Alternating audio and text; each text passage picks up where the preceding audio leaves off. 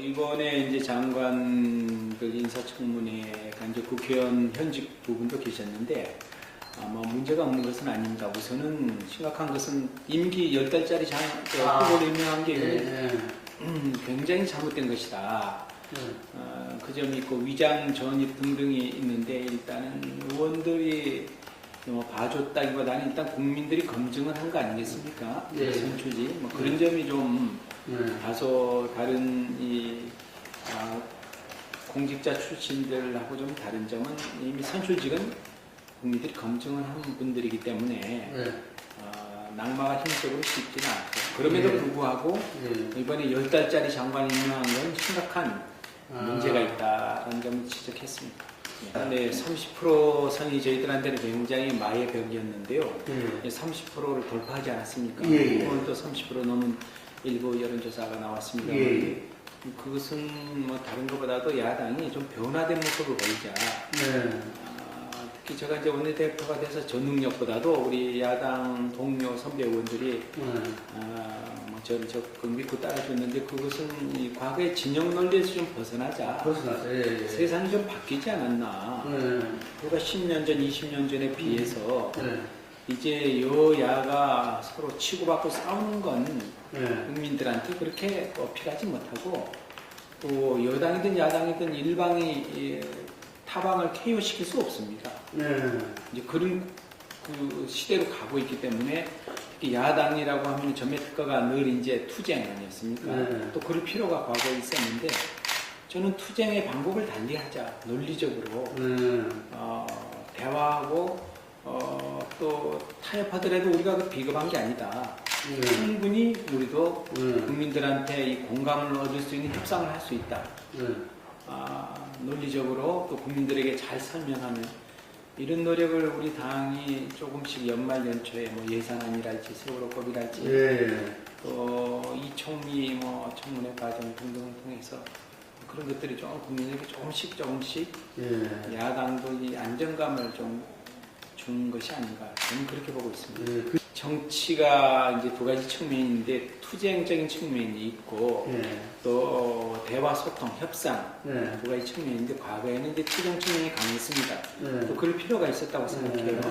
근데 지금은 이제 투쟁보다는 이 갈등을 줄이기 위한 대화와 소통, 통합으로 가야 된다. 그런 점에서는 지금 대한민국도 이제 그 정도의 수준에 오지 않았는가.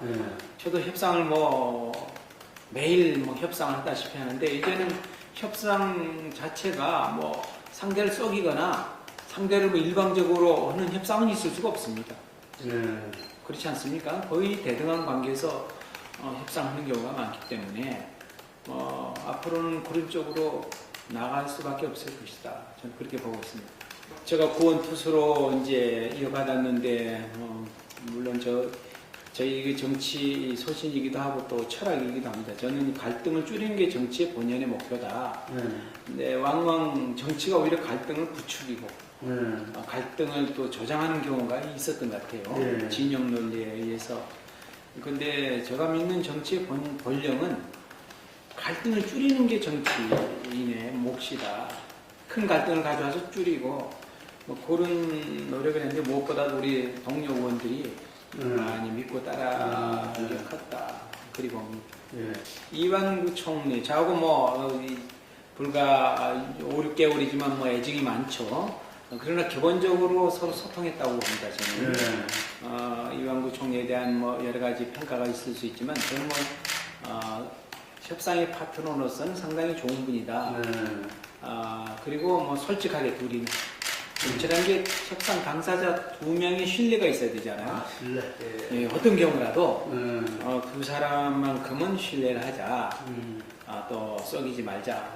그 점은 비교적 잘 지켰던 것 같고 저도 진상을 시켰구만. 네, 이완구 대표도 솔직한 면이 있어요. 굉장히 좋다, 구 대표. 저도 뭐 그렇게 해요.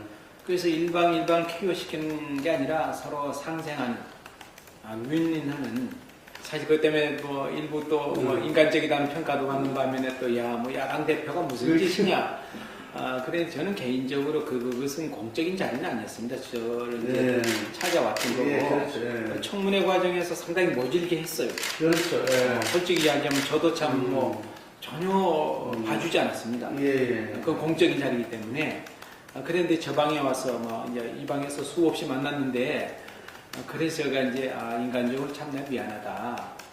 제가 잠깐 뭐 그건 극히 인간적인 목이 메였는데 울기는 총리가 많이 울었어요.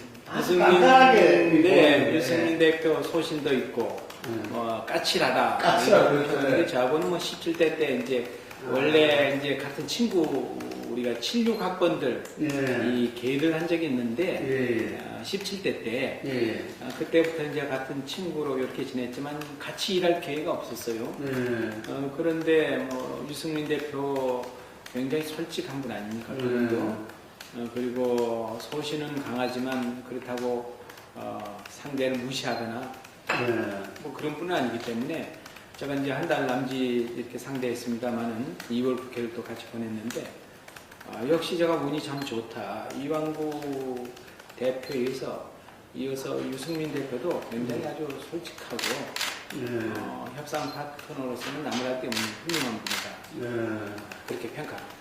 저는 뭐 비교적 문재인 후보를 조금은 압니다. 대선 때 제가 선대본부장을 해서 결이 고운 분이에요. 사실은 결이 굉장히 고운 분이고 또 대표가 되고 나서도 원내에 대해서는 전적으로 저를 믿고 뭐 100% 신뢰해 주시고 원내는 우유문 대표가 알아서 할 것이다. 그래서 뭐 거의가 아니라 관여를 안 하시죠. 저한테 뭐 모든 것 다 맡기고 또 당대표 자신도 뭐 이승만 초대 대통령 박정묘소 감격회에서도 전적으로 찬성했습니다. 저는 좀 시대가 변했으니 역사의 평가에 맡기고 우리는 또 그 공과를 다 인정합시다. 그래서 저도 같이 갔거든요. 그래서 문재인 대표의 행보도 이 변화에 잘 맞춰가고 있다. 시대 흐름에. 저는 그렇게 보고 있습니다. 저도 이 진영만을 대표해서는 안 된다. 원내대표도 그렇고 당대표도 국가를 위해서 일하는 거 아닙니까? 여야로 나누어져 있지만 때로는 진영을 대표하는 점도 있지만 그 울타리를 벗어나서 때로는 국민에게 솔직하고 국민을 대표해야 된다. 그런 점에서 문재인 대표 행보는 뭐 긍정적이라고 저도 보고 있습니다. 이제 과거에 뭐 진영 논리, 이념 정당 이런 얘기도 듣지 않았습니까? 그것을 지금은 제일 국민들이 관심을 갖고 있는 건 먹고 사는 문제 같아요. 경제 문제, 또 경제가 좀 어려워지고 있거든요. 양극화도 벌어지고 있고 그래서 유능한 경제 정당이 되겠다고 한 건 놀라운 변화입니다. 문재인 대표에 위해서 당도 마찬가지고 저도 뭐 전폭적으로 환영하고 있고 민생 문제 해결에 우리가 모든 걸 걸자. 그래서 이제 그거는 이제 입법 형태로 나타나야 되는데 다만 이제 새누리당도 경제 활성화 얘기를 하고 있기 때문에 경제를 살리는 방법론에 좀 차이는 있어요. 그럼에도 불구하고 경제에 올인하겠다. 옳은 방향으로 저는 보고 있습니다. 이게 참 문제인데요. 이번에도 그래야 될 가능성이 네, 저는 이제 정치를 제가 10년 넘게 의원 생활하고 또 주로 법사위에서 오래 있었고 법사위원장도 하고 대선도 치러봤는데 대한민국 정치의 가장 큰 문제는 이 다수결에 의한 승자 독식 구조입니다. 그래서 승복하기가 대단히 어려워요. 우리 국민들은 왜 싸우냐고 하지만 구조적으로 싸우게 돼 있어요. 여당은 정부의 앞제비, 야당은 투쟁하지 않으면 권력을 뺏어올 수가 없습니다. 이런 구조적인 문제가 있다. 입법 예로 보더라도 OECD 국가 중에 이렇게 다수결에 의한 승자 독식 구조가 서너 나라밖에 안 돼요. 멕시코, 칠레, 한국 정도. 미국은 연방주의 국가니까 철저하게 철저하게 분권이 되어 있는 나라죠. 각 주가 이미. 그래서 우리는 아직도 이 권력 구조가 굉장히 낙후된 시스템이다. 대통령이 되면은 소통이 잘 안 됩니다. 정도의 차이가 분명히 있지만 대통령 측근들이 늘 문제를 일으키고 또 정권이 마치면 사법처리 수순을 늘 밟아와요. 5년 동안에 그냥 망가지는 거죠. 그래서 많은 국회의원들, 다선 의원들은 다 동의해요. 이 전직 국회의장들은 뭐 저한테 노골적으로 야, 우 대표 당신이 해야 할 일이 이거다. 정치개혁의 알파의 오메가가 이 구조적인 문제를 바꿔야 된다. 또 많은 정치학자들도 제가 수탁이 만났습니다만 우리 국민들은 정치가 왜 이렇게 회행적이냐 하면은 국회의원의 정치인의 자질 부족, 정치 문화의 문제 이렇게 지적하고 있지만 본질적인 것은 왜 보통 사람들인 정치인들이 국회의원만 되면 싸우느냐? 이 구조적인 문제가 있다. 뭐 대전대학의 안성호 같은 교수는 아주 정확하게 지적을 하고 있더라고요. 그래서 17대, 18대, 19대 매번 반이 넘는 국회의원들이 개헌하다고 이 모임을 만듭니다. 특히 작년 올해는 이제 본격적으로 시동을 걸었는데 또 의장께서도 그럼요. 또 연구도 다 돼 있잖아요. 네, 강창희 의장, 여당 의장이지만 김영호 의장, 네. 여권 의장들도 다 동의하고 김원기 의장은 뭐 아주 개헌 없이는 불가능하다는 얘기하고 있고 지금 정의화 의장도 반대하지 않아요. 그렇죠. 그런데 유독 대통령께서 이걸 반대하고 있다.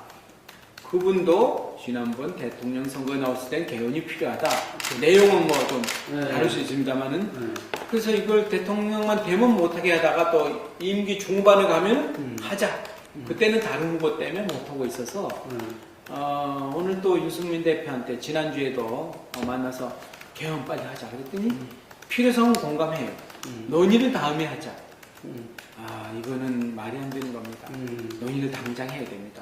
논의도 못 한다는 게 말이 안 되는 거예요. 근데 특위 구성을 해야 되는 거예요. 네, 특위를 이거는 여당이 전적으로 책임지고 지금 책임을 져야 하는 문제예요. 155명이 지금도 가입해 있어요. 네. 과반수가 넘는 의원이 개헌을 하자고 하는데 특위를 못 만든다? 이게 말이 안 되는 거라고 생각해요. 그러면 그거는 뭐 다른 방법은 없습니까? 이제 여당이 뭐 대통령 지금도 눈치를 보고 있는 형국 아닙니까? 그래서 운영위원회에다가 지금 우리가 그 축구 결의안을 내놨는데 운영위원장이 여당의 원내대표인데 유승민 대표는 그 말만 하면 자기도 뭐 공감하지만 지금은 때가 아니다. 우리 청와대. 그 사실은 뭐 대통령 그 뭐가 좀 있어야 된다 하는 결의이기 때문에 이게 정말 심각하다. 결단을 내려야죠. 청와대가 움직이지 않으면 여당이 움직이기가 참 어려운 현실입니다. 제가 원내대표 있을 때 해야 되거든요. 그래서 뭐 저도 여러 가지 방법을 강구하고 있는데 뾰족한 묘안이 새누리당이 움직여주지 않으면 안 되기 때문에 특히 안건 상정은 운영위원회에서 하거든요. 근데 제가 어드바이스 하나 해드리면 국민에서 좀 여론이 약한 것 같아요. 예, 그래서 개헌은 해야 되나 시기에 문제가 그래서 제가 이제 올 연초 최근에도 3월달에 시민에 의한 개헌 모임을 만들고 있습니다. 제가 만들었다기보다는 다른 외곽에서. 그래서 지난번에 한 500명 모이고 그래서 이제 뭐 마지막 남은 방법은 국민들이 움직여 주는 거 아닙니까? 거기에 지금 총력을 저희들도 좀 경주하려고 하고 있습니다. 지금이 아니면 내년 되면은 새로운 후보들이 나타나요. 4년 차가 되면 새로운 대통령 후보들이 유력 후보들이 나타나면 이미 그쪽으로 다 쏠립니다. 의원들도 많이 그쪽으로 줄을 서고 그래서 뭐 새로운 개헌을 안 하려고 하죠. 이전에도 그랬어요. 이명박 대통령도 4년 차 때 개헌하자고 했는데 그때 유력 주자들 박근혜 후보를 비롯해서 안 된다. 너희들은 다 하고 우리는 그럼 뭐 새로운 내용을 하란 말이냐? 그래서 어려워요. 우리나라 갈등이 많은 나라입니다. OECD 국가 중에 넘버 2입니다. 두 번째. 1년에 160조 평균 갈등 비용으로 날려요. 엄청난 비용을 날리고 있습니다. 그 근본 원인은 말씀드린 것처럼 승자 독식 구조이기 때문에 이것을 분권형으로 만들어야 된다. 원래는 내각제로 가는 게 맞겠습니다만은 우리 정사가 대통령을 직선제로 뽑고 그 대통령에는 통합의 상징으로 국군 통수권, 우리 안보 문제가 중요하잖아요. 그래서 이 뭐 전쟁을 수행하고 국군을 통수하는 권한은 최고 권력자인 대통령에게 주고 또 국회 해상권, 뭐 국회가 이렇게 뭐 하면 또 정리할 수 있는 가장 중요한 권한을 외교 사절 또 국가 원수로서의 쥐, 뭐 신임장 주고 하는 것들은 국민 직선제로 대통령으로 뽑고 총리는 지금처럼 대통령이 지명한 게 아니라 의원들 중에서 내각제로 운영해야 된다.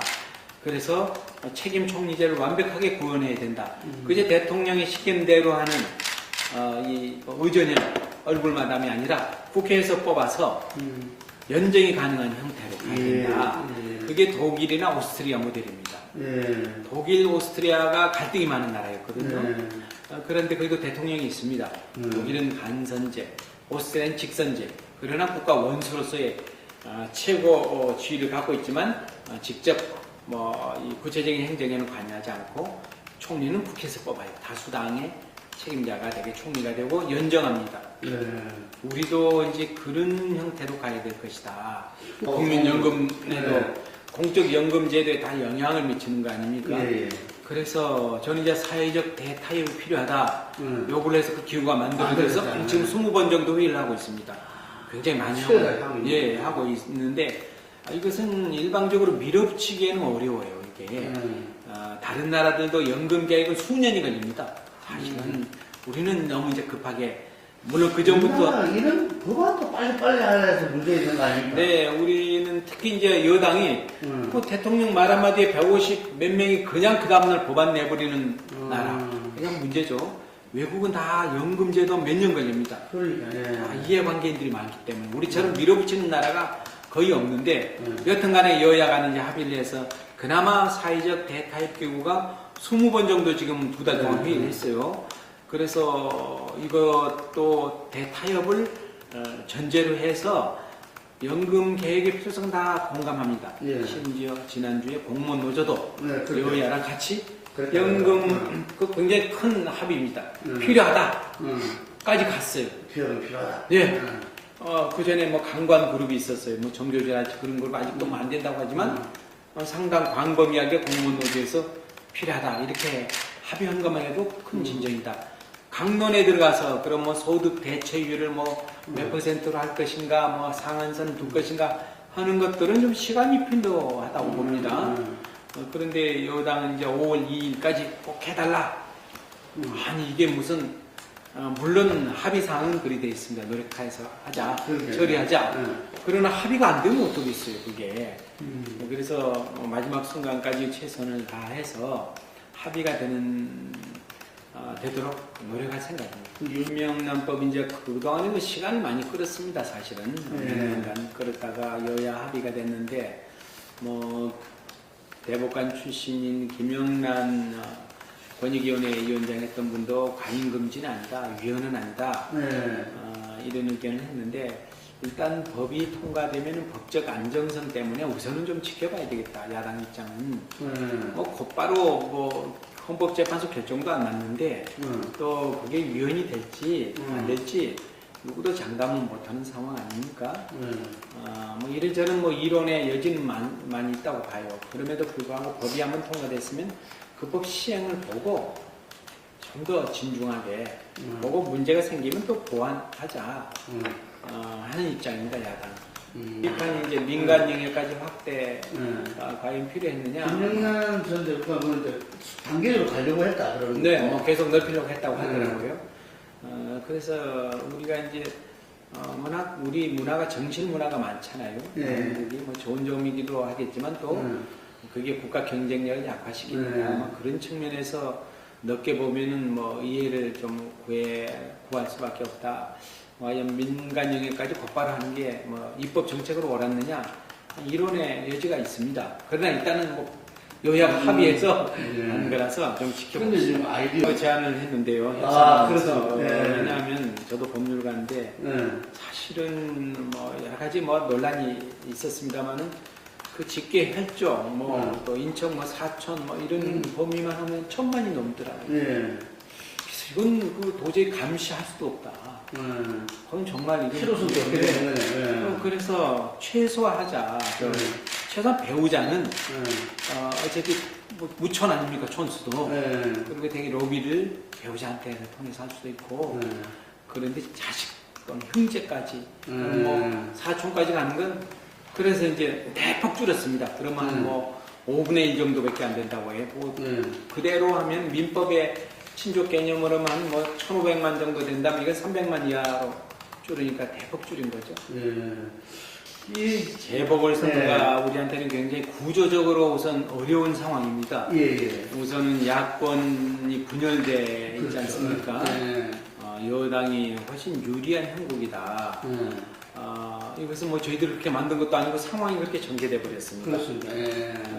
그래 무소속 출마자들이 또 다수 나올 예정이 아니, 많고. 저기 성남이나 탄화군 같은 데도 원래 세정세 유리한 지역이지만 차이가 얼마 안 났더라고요. 그렇습니다. 요새는 뭐 4, 5% 정도 차이였기 예, 아주 때문에 접전 지역이 약간 분열돼버리면 예, 그래서 그거를 우리가 야권 분열을 그럼 왜 못 막았느냐 하는 건데 네. 실제적으로는 저 통합진보당이 해산됨으로써 그렇죠. 무소속 네. 되고 또 우리가 그런 상황에서 야권 연대를 주장하기가 굉장히 어렵습니다. 현실적으로 누가 당 대표가 되더라도 그래서 하여튼 지금은 현실적인 여건이 굉장히 불리한 상황에서 그나마 우리가 이제 조금 높아진 지지율과 또 우리가 경제 문제에 올인하겠다. 그래서 이제 국민들에게 이제 그런 정책 정당으로서의 면모를 일신해서 심판을 받을 수밖에 없지 않느냐. 아주 그런 하여튼 어려운 여건이거든요. 천 장관은 전 개인적으로도 법조계 선배고 굉장히 참 존경하고 제가 따르는 후배였거든요. 다만 이번에는 참 저도 안타까워요. 우리 당이 막 이제 잘해 가려고 하는 판에 탈당이라는 그런 강수를 뒀는지 참 근데 지난번에 안타깝습니다. 730 재보선 때는 또 오히려 천장관 경선 부채주라고 했어요. 했는데 길을 또 막아버렸잖아요, 그때는. 그래서 참 엇박자가 나서 그러니까. 참 이게 운명인가 싶은데 어렵습니다. 근데 네, 뭐 선거에 지금 굉장히 타격인 것은 틀림없습니다만은 이제 아마 우리 호남 지역의 유권자들께서도 분열을 바라지는 않는 것 같아요. 왜냐하면 총선과 대선에서 야당이 이기려면 우리의 이제 주된 대상은 상대는 새누리당 아니겠습니까? 새누리당을 이기려면 호남 유권자들이 굉장히 지혜롭거든요. 그렇죠. 그래서 굉장히 수준이 뭐 우리들 이상입니다. 그래서 내년 총선 대선으로 가는 길목인데 다른 신당에 내가 많은 표를 해서 분열로 가서 결국 그러면 누가 득을 보겠는가.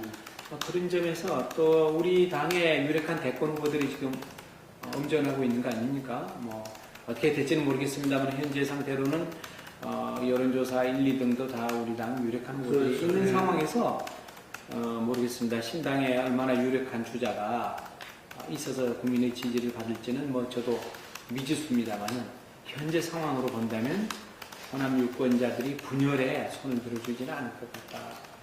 오늘 뭐 좋은 지금 진짜 한 소를 가르쳐 주고 계시네. 저도 미처 그까지 생각 못해 유권자들에 의한 단일화를 해 주십시오. 제가 지금 그동안 당장 적어야 되겠어요. 그동안 공격받았던 게 그거잖아요. 당리당각에 의해서 이렇게 후보 단일화하고 이걸 했다. 이렇게 공격을 많이 받았는데 진짜 우리 역시 김 대표님은 유능한 뭐 정치평론가이시기도 합니다만 유권자들의 단일화. 아주 뭐 저는 오늘 아주 큰 유권자들은 어쨌든 야당이 그것 때문에 이렇게 도자기를 바라지 않는다 이거지. 너희들 마음대로 하지 마라. 그럼 그 부분에 대해서는 다들 그렇게 마음 비우자 아주 라고 제안을 한다든지 이렇게 하신다면은 지금 뭐랄까 자기 판을 풀겠다는 통합진보당도 거기 동의할 수 있죠. 그렇지만 그거는 통합진보당하고 뭐 아무것도 이쪽에서는 뭐 맞습니다. 이렇게 그거 될 게 없으니까 정책이 됐든 뭐가 됐든 뭐 이렇게 그거 받을 게 하나도 없잖아요. 전 뭐 오늘 우리 김 대표님 역시 그 아주 노련한 정치 평론가로서의 답을 주신 것 같아요. 우리가 지금 야권 단일화하기 굉장히 어려워요. 우리 스스로. 명분도 뭐 묘책이 없어요. 유권자들 여러분이 해주세요 단일화를. 그거는 뭐 저 당장 접수를 해야 될 상황이에요. 그 방식이 얼마든지 창조적으로. 그럼요. 유권자들에 의해서 힘에 의해서 좋은 아이디어입니다. 네, 우리 폴리뉴스를 또 좋아하는 우리 네티즌 여러분 반갑습니다. 새정치민주연합의 우윤근 대표입니다. 여러분들 얼마나 힘드십니까? 우선 경제가 말이 아닙니다. 그래서 여러분들이 희망을 갖기도 힘든 하루하루를 살고 계시리라고 생각합니다. 우선은 저희들에게 큰 책임이 있다고 생각합니다. 그러나 이제 정치가 조금씩 나아질 기미가 보이고 있습니다. 과거처럼 저도 야당 대표지만 투쟁일변도가 아니라 충분히 상대를 설득하고 또 서로 상생하면서 대화하는, 그래서 국민들에게 짜증나지 않는 정치를 하겠습니다. 둘째로는 우리가 경제에 모든 걸 걸겠습니다. 무슨 정치 투쟁이나 이념 논쟁하기보다는 우리 국민들, 백성들의 먹고 사는 문제를 우리가 해결하기 위해서 여야가 머리를 맞대겠습니다. 우리 문재인 당대표도 그렇고 저도 우리 민생을 살리는 문제에 올인을 하겠다는 말씀을 전해드립니다. 이제 조금씩 나아질 기미가 보입니다. 국민 여러분들께서 미래에 대한 희망을 가지시고 긍정적 생각을 가지시고 여야 정치권에 여러분들이 따가운 소리도 아끼지 말아주시고 저희들이 노력한다면 대한민국 그래도 열심히 일하는 바로 여러분들이 계시기 때문에 희망이 있다. 여러분들의 노고가 여러분 몫으로 돌아가도록 최선을 다하겠습니다. 힘내십시오.